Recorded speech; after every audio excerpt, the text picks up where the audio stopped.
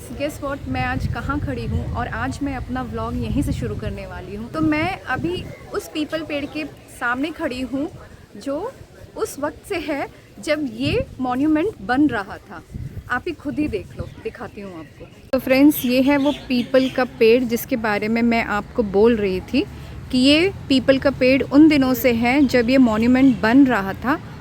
तो चलो क्लोजअप में दिखाती हूँ और बताती हूँ कि मैं कहाँ हूँ। आप खुद ही पढ़ लेना कि मैं कहाँ हूँ। देखिए, मैं हूँ सेलुलर जेल में, अंडमान निकोबार आइलैंड्स का सेलुलर जेल में, काला पानी में। और सेलुलर जेल को सेलुलर जेल क्यों बोला जाता है वो भी मैं आज आपको बताने वाली हूँ। प्यारे वतन है मेरे बिछड़े चमन, तुझ पे दिल कुर्बान। तो चलो फ्रेंड्स, आइए चलिए सुनते हैं मेरी ज़ुबानी, मेरी काला पानी की कहानी। फ्रेंड्स, ये जो आप चेयर्स देख रहे हो ना, शाम को यहाँ पे लाइट एंड साउंड प्रोग्राम होता है। तो आप कभी अंडमान आओ, लाइट एंड साउंड प्रोग्राम देखना है तो ऑनलाइन टिकट बुक कर लेना और आ जाना देखने के लिए। जब देखोगे ना और काला पानी का जो असली स्टोरी है आप सुनोगे ना, तो बस आप सुनते ही रह जाओगे। तो चलिए फ्रेंड्स, मैं आपको मिलाती हूँ हमारे काला पानी से और दिखाती हूँ हमारा इतिहास। तो फ्रेंड्स, ये है फांसीगर। देखिए, एक साथ तीन तीन को यहाँ पे हैंग किया जाता था। और ये देखिए, ये जो लिवर दिख रहा है आपको, ये वो लोग पुल करते थे और नीचे का ये जो देख रहे हो ना आप शटर, ये खुल जाता था। तो जो डेड बॉडीज़ है वो नीचे चला जाता था और उसी पैसेज के द्वारा उन्हें बाहर बहा दिया जाता था या निकाल दिया जाता था। सुनते ही ना, मतलब ये सब देखते ही ना बहुत ख़राब लगता, बहुत दुख लगता। हमारे फ्रीडम फाइटर्स के बारे में हम जब सोचते हैं, उन्होंने हमारे लिए कितना कुछ किया है, कितना बलिदान दिया है। मैं क्या ही बोलूँ, आप बस देखो और महसूस करो उनका दर्द। फ्रेंड्स, मैंने बोला ना, वो लीवर पुल करने से शटर ओपन हो जाता था तो बॉडीज़ आके यहाँ पे गिर जाती थी फ्रेंड्स, यहाँ पे डंप हो जाती थी और इसी पैसेज से उन्हें बाहर निकाल दिया जाता था। सो फ्रेंड्स, आप ये जो देख रहे हो ना, यहाँ पे है ना, फांसी देने से पहले before hanging you know they used to do some type of rituals. वो क्या करते थे तो उन्हीं को पता है, पर यहाँ पे कुछ तो करते थे। यहाँ पे लिखा हुआ है, फांसी पूर्व अंतिम क्रियास्थल, place for last rituals before execution. House है ना, रूम जैसा बना के रखा हुआ है। यहाँ पे ना उन्होंने बताया है कि हमारे जो फ्रीडम फाइटर्स है या जो भी कैदी है उनके साथ कैसे कैसे टॉर्चर किया जाता था, वो सब दिखाया गया है इसके अंदर। मैं आपको दिखाती हूँ। तो फ्रेंड्स देखिए, ये एक छोटा सा ऑयल मिल जैसा है। ऐसे नारियल तोड़ा जाता था। फ्रीडम फाइटर्स और कैदी, उनसे नारियल ऐसे तोड़ने को कहा जाता था। और फिर है ना, इसके अंदर जो है, जो नारियल को डाला जाता था और ऐसे इनको ना राउंड राउंड करके घुमाना होता था।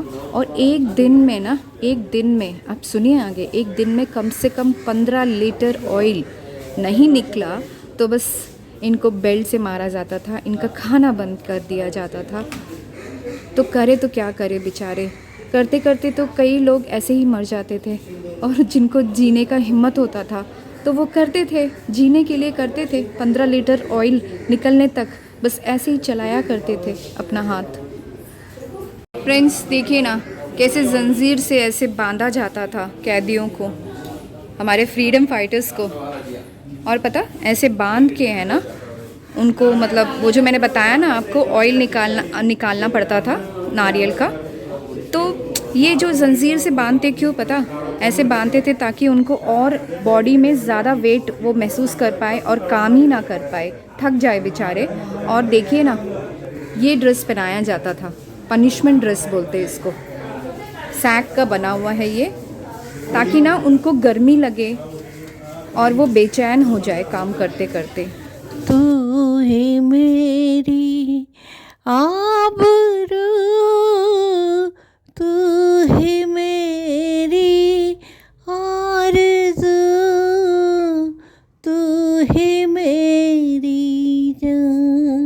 फ्रेंड्स, मैंने पहले भी पूछा था, अभी भी पूछ रही हूँ। आप सोचिए कि सेलुलर जेल को सेलुलर जेल क्यों कहा जाता है? सोचिए, मैं एंड में बताऊँगी आपको इसका आंसर।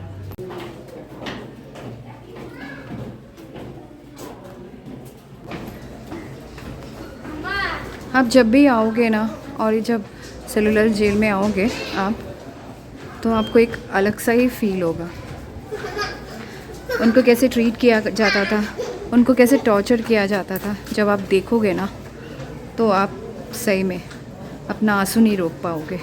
तब सोचोगे ब्रिटिशर्स ने हमारे फ्रीडम फाइटर्स के साथ क्या क्या किया है। ये तो मैं बस आपको दिखा रही हूँ, दिखाते वक्त ही मुझे कितना तकलीफ़ हो रहा है, पर जब आप यहाँ आओगे ना, अपने आँखों से सब कुछ देख के महसूस करोगे ना, तब आपको पता चलेगा कि हमारे फ्रीडम फाइटर्स ने कितना कुछ सहा है, हमारे वीर सावरकर ने कितना कुछ सहा है। चलिए, मैं उसी तरफ जा रही हूँ और आपको दिखाऊँगी उनका वो सेल जहाँ उन्हें हथकड़ियों में बांध के रखा जाता था। सो फ्रेंड्स, देखिए वीर सावरकर जी का सेल, विनायक दामोदर सावरकर, उनका सेल है ये। और ये सेल आप ध्यान से देखिए कि कितना अलग है औरों के सेल से। मैं आपको दूसरा सेल भी दिखाऊंगी, पर आप पहले सुन लीजिए कि ये क्यों अलग है। ये इसलिए अलग है कि क्योंकि इन्होंने ही आवाज़ उठाया था हमारे आज़ादी के लिए। इन्होंने बार बार कोशिश किया था कि ब्रिटिश से हमें आज़ादी मिल जाए और हम अपना ज़िंदगी जी सके। इसलिए तो हमारे जो वीर सावरकर जी को इतना टॉर्चर किया गया है। वीर सावरकर इसलिए इन्हें कहा जाता है, असली नाम तो इनका विनायक दामोदर सावरकर है।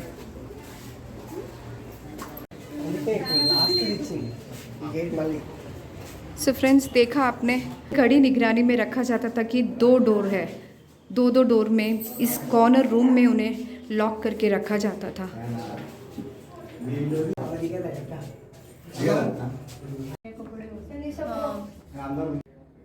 सो फ्रेंड्स, हमारा ये जो एयरपोर्ट है, अंडमान निकोबार आइलैंड का जो एयरपोर्ट है श्री विजयपुरम में, जिसे पहले पोर्ट ब्लेयर बोला जाता है, नाम तो अभी चेंज करे है, हमारे लिए तो हमेशा पोर्ट ब्लेयर ही रहेगा। तो वो एयरपोर्ट का नाम है वीर सावरकर इंटरनेशनल एयरपोर्ट। हमें देखो, हमसे बोला भी नहीं जा रहा है क्योंकि ना इतना इमोशनल सा फील हो रहा है ना। वो नाम इसलिए रखा गया है कि इन्होंने हमारे लिए बहुत बहुत कुर्बानियाँ दी हैं, बहुत बार कोशिश की है कि हमें कैसे भी आज़ादी दिला पाए। इसलिए तो देखा आपने, डबल डोर उस कॉर्नर में इन्हें आइसोलेट करके रखा गया है, बहुत टॉर्चर किया गया है इनके साथ। तो उनका जो कोशिश को हमारे गवर्नमेंट ने ज़ाया नहीं जाने दिया, इसलिए उनके सम्मान पे हमने उस एयरपोर्ट के नाम वीर सावरकर इंटरनेशनल एयरपोर्ट रखा है, ताकि फ़्लाइट जब लैंड करे तो उनका नाम बड़े अक्षरों में दिखा जाए।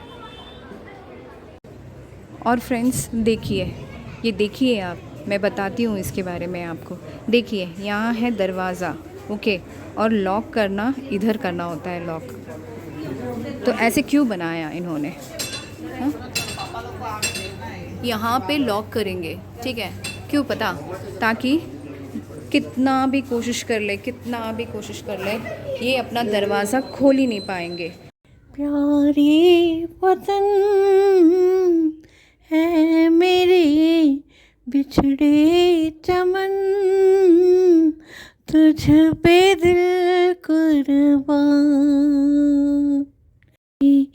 आबरू तू ही मेरी आरज़ू, तू ही मेरी जान। ये सामने जो आप देख रहे हो ना, ये हमारा गवर्नमेंट हॉस्पिटल है। अंडमान में पता आपको सिर्फ एक ही गवर्नमेंट हॉस्पिटल है, श्री विजयपुरम का गवर्नमेंट हॉस्पिटल।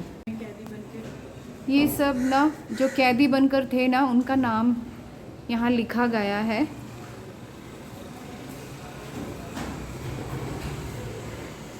ये सारे दीवारों पे लिखा गया है।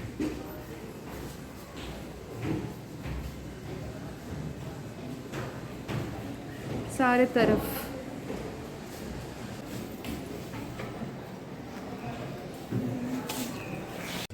ये विंग का ऊपर का हिस्सा है, एक है यहाँ पे, दूसरा और ये तीसरा, बस 3 ही रह गया है, टोटल 7 था। देखिए फ्रेंड्स, वो सामने जो दिख रहा है ना आपको, वो है रॉस आइलैंड। मैंने आपको दिखाया था ना मेरे इससे पहले वाला व्लॉग में। और मैं आपको नॉर्थ बे में जो लाइट हाउस है ना वो भी दिखाती हूँ।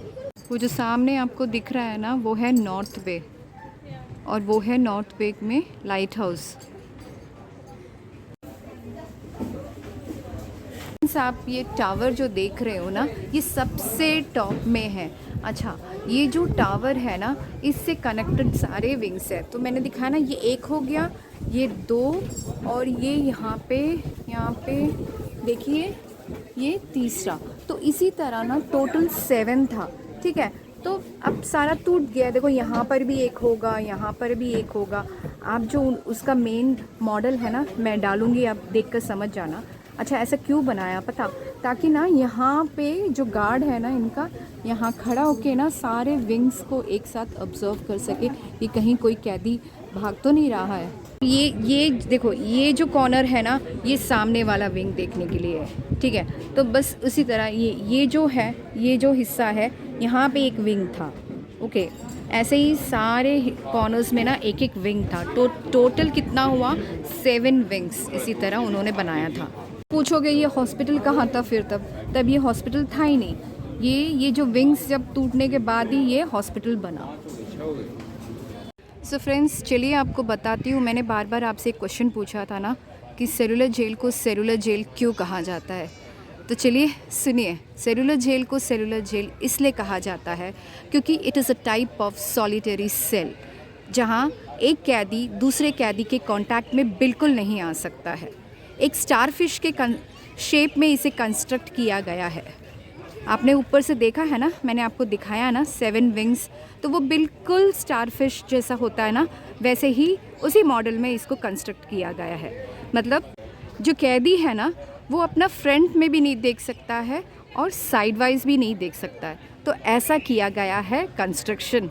ब्रिटिश, क्या दिमाग लगाया है ब्रिटिश वालों ने, मानना पड़ेगा। हमारे कैदियों को, हमारे फ्रीडम फाइटर्स को एक अलग ही तरह का टॉर्चर किया गया है यहाँ पे। सो फ्रेंड्स, आज इस वक्त इस जगह पर खड़े हुए मुझे बस बार बार एक ही गीत याद आ रहा है। ऐ मेरे वतन के लोगों, ज़रा आँख में भर लो पानी, जो शहीद हुए हैं उनकी ज़रा याद करो कुर्बानी। तो बस आज इतना ही। इसके साथ ही मैं आज का ये व्लॉग यहीं ख़त्म करती हूँ। जय हिंद। हम काला पानी के बच्चे हैं, वीर जवान शहीदों के, जिनके पूर्वज ने देखी थी यातनाएं अंग्रेज़ों के।